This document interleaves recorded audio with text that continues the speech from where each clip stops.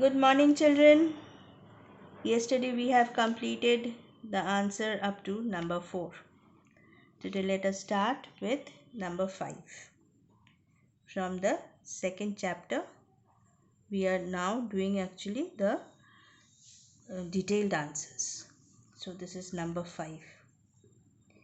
Explain the flow of energy among the living organisms on the earth. Sun is the main source of all living organisms on earth. All organisms need energy to perform various activities. They get this energy from food. Plants manufacture their own food with the help of sunlight. Animals depend on plants for their food directly or indirectly. Thus, the energy of the sun to plants and then to animals and human beings. State the function of leaf. Question number 6. The functions of leaf are: number 1. Leaf manufactures food for the plant.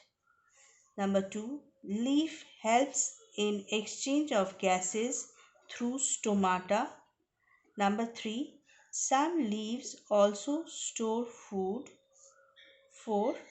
In some plants, leaves help in reproduction. Question number 7. Explain with the help of an activity that sunlight is required for photosynthesis.